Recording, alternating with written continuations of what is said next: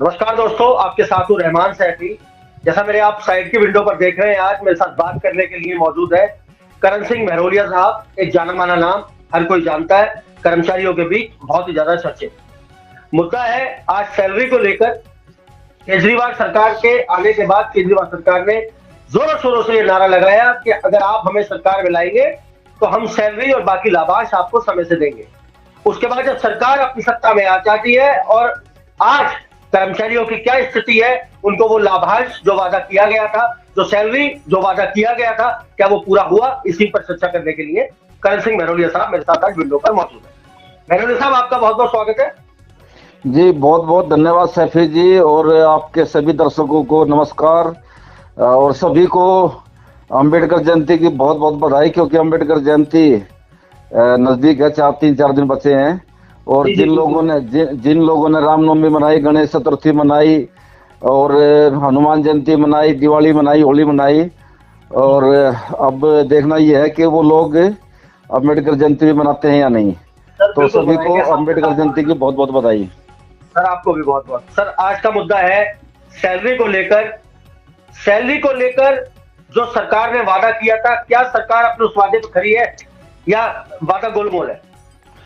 देखिए सैफी जी, मैंने पिछला जो इंटरव्यू था हमारा स्विक सेंटर में जी, मैंने उसमें ही बताया था आपको कि आम आदमी पार्टी ने जो वादा किया था और जो मैनिफेस्टो में लेकर के आए थे, वो बातें ही बातें रह गई। दूर दूर तक उनका वास्तविकता से कोई वास्ता नहीं है। जैसे कि मैंने पिछली बार बताया था रेगुलेशन का मामला, सफाई कर्मचारियों को पक्का करने के लिए उन्होंने बोला था कि भाई हम सभी सफाई कर्मचारियों को पक्का करेंगे, लेकिन अभी तक उस पर कोई कार्रवाई नहीं हुई है। और बात आती है सैलरी पे, तो सैफी जी सैलरी के लिए केजरीवाल जी ने खुद कहा था कि भाई 7 तारीख से पहले सभी सफाई कर्मचारियों को सैलरी दे दी जाएगी। लेकिन माननीय अदालत का भी यही आदेश था कि 7 तारीख से पहले कर्मचारी को सैलरी दी जाए। लेकिन बड़ा दुर्भाग्य है, अभी तक सफाई कर्मचारियों की सैलरी नहीं हुई है, और कई जोनों में तो 2-2, 3-3 महीने से अभी तक सैलरी नहीं हुई है।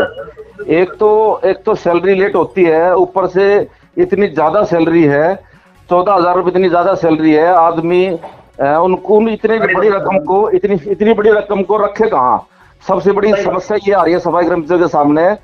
वो सफाई कर्मचारी हर महीने 14,000 रुपये पाते हैं, और उसको रखने में, उसको खर्च करने में बड़ी समस्या हो रही है। इतनी बड़ी रकम है, क्योंकि प्लाट भी ले लिए, गाड़ियां भी खरीद ली, फ्लैट खरीद लिए कर्मचारियों ने। इतनी बड़ी रकम, और जो बच गई है, जो सैलरी, जो पैसा बचा उस 14,000 में से, वो स्विस बैंक में रखनी पड़ रही है। सर बड़ी बात है, बड़ी बात। इतनी बड़ी सैलरी दे रही है। मैं इस बात से आपका दर्द बखूबी समझ रहा हूँ, जान रहा हूँ। मुझे भी लग रहा है कि कहीं ना कहीं दर्द बड़ा है, जो आज इतनी बड़ी बात आपके मुंह से निकल रही है, और मैं शायद ही पहली बार सुन रहा हूँ। बिल्कुल ऐसे जी देखिए, वाकई सैफी जी, देखो 14,000 रुपए की सैलरी है, और उसमें भी हर महीने चिकचिकबाजी, वो भी समय पर ना मिलना। बहुत सारे कर्मचारी हमारे ऐसे हैं सैफी जी, जो 50 की उम्र पार कर चुके हैं और आज भी कच्चे हैं, और उनके बच्चे जवान हो गए हैं। बहुत सारे कर्मचारियों ने, हमारे जो सफाई कर्मचारी, कच्चे कर्मचारी, उन्होंने ब्याज पे पैसा लेकर के अपने बच्चों की शादी कर दी, और वो ब्याज तक नहीं चुका पा रहे हैं। अपना जो गिरवी रख रखा, मकान गिरवी रख रखा है, जेवर गिरवी रख रखे हैं, साहूकार उनको रोज प्रताड़ित कर रहा है। तो ये बहुत दुख की बात है। मुझे इतना दर्द होता है इस चीज को देख करके कि हमारा जो सफाई कर्मचारी, जो जी तोड़ मेहनत करता है, दिल्ली को साफ और स्वच्छ वातावरण दे रहा है, वही आज इतना परेशान है। उसके साथ इतना बड़ा शोषण, इतनी जाति उनके साथ हो रही है। ये बड़ा दुर्भाग्य है हमारा। और देखिए, रेगुलेशन की बात है। रेगुलेशन ने बहुत सारे कर्मचारी, देखिए, एक तो ये हो गया कि भाई हमारे जो कर्मचारी हैं वो 50 की उम्र पार कर चुके हैं। दूसरी, 50 की उम्र बहुत सारे कर्मचारी ऐसे हैं जो पार ही नहीं कर पाए, कच्चे ही एक्सपायर हो गए। उनकी अकाल मृत्यु हो गई किसी ना किसी बीमारी के चलते, क्योंकि इतना घृणित काम करते हैं, इतना गंदा काम करते हैं, इतनी मिट्टी खा जाते हैं, गंदी नालियों में हाथ दे देते हैं, गंदा कूड़ा उठाते हैं, हजारों तरह की बीमारी हो जाती है। 50 की उम्र से पहले ही हमारे बहुत सारे सफाई कर्मचारियों ने अपनी शहादत दी, और उनके आश्रितों को नौकरी नहीं मिली। 4-4, 5-5 साल, 6-6, 10-10 साल से हो गए उन कर्मचारियों को एक्सपायर हुए, उनके आश्रितों को नौकरी नहीं मिली। तो ये इससे दुर्भाग्य ज्यादा क्या होगा हमारा।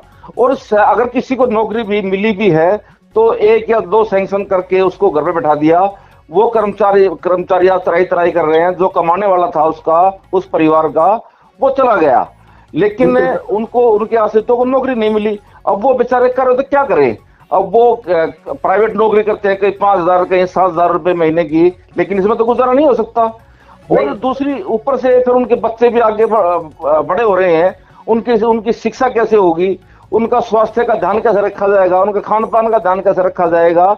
तो ये चीजें सरकार को और नगर निगम को दिखाई नहीं दे रही हैं। ये भी एक दुर्भाग्य है। और लेकिन हम जगाने की कोशिश कर रहे हैं, हम प्रयास कर रहे हैं। हमने पिछले कई सालों से हमने बहुत सारे आंदोलन किए कि भाई हम किसी तरह से शासन और प्रशासन को जगा सके, लेकिन दुर्भाग्य हमारा, हम नाकाम हो जाते हैं। हमारे 55, 56, 57 यूनियन होने के बावजूद भी हम कुछ नहीं कर पा रहे हैं, हमारा दुर्भाग्य। सर वजह क्या है जो कुछ नहीं कर पा रहे? देखिए शफी जी, मैं हर बार कहता हूं और मैं आज फिर वही बात कहूंगा कि हम बटे हुए, टुकड़ों में बटे हुए हैं। जब तक हम सब इकट्ठे नहीं होंगे, एक ताकत के साथ शासन और प्रशासन पर धावा पर नहीं बोलेंगे, उसको नहीं झुकाएंगे, तो मुश्किल है, नहीं हो सकता। सर आप कैसे कह सकते हो कि टुकड़ों में? अभी मैंने देखा कोर कमेटी बहुत अच्छा काम कर रही है, फेडरेशन बहुत अच्छा काम कर रही है, लेकिन तो टुकड़ों में है सर। 2 टुकड़े में तो हो गया सैफी जी। एक तो 56, 57 यूनियन अलग अलग, सबकी विचारधारा अलग। उसके बाद में भी 2 टुकड़े में, 2 धड़े में बट गया समाज।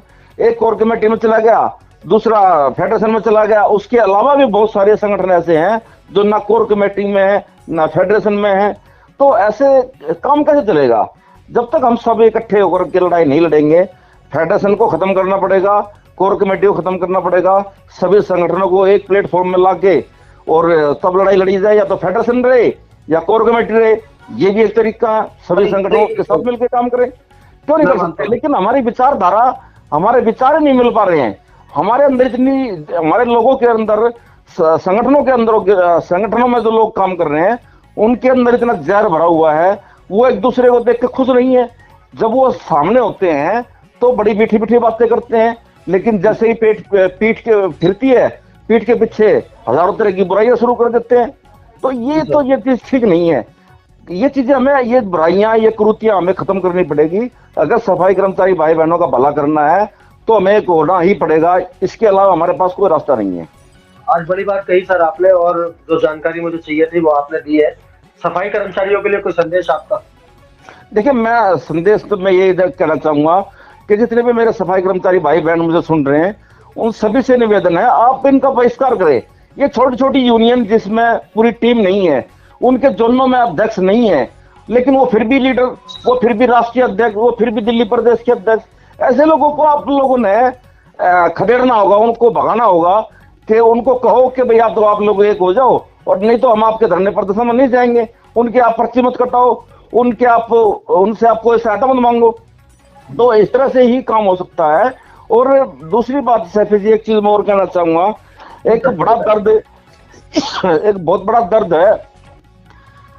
एक तो जो सफाई कर्मचारी जिन्होंने कोरोना काल में अपनी शहादत दी, उनके आश्रितों को पक्की नौकरी नहीं मिली।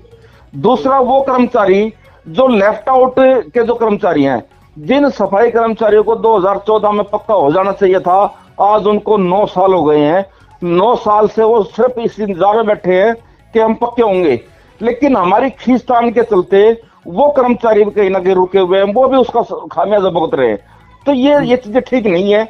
अगर सफाई कर्मचारी को हित करना है तो हमें एक होना पड़ेगा। तो दोस्तों, मेरे साथ थे करण सिंह महरोलिया साहब, जिन्होंने आज अपना दर्द बयान किया, और वो बहुत अहम जानकारी हम तक पहुंचाई, और हम आप तक पहुंचा रहे हैं कि आखिर कर्मचारियों की जो समस्याएं हैं वो क्यों नहीं निपट रही हैं, आखिर वो क्यों खत्म होने का नाम नहीं ले रही हैं। इसी खबर को आगे बढ़ाते हुए आपसे दोबारा मुलाकात होगी। जब तक के लिए जय हिंद, जय भारत, जय संविधान।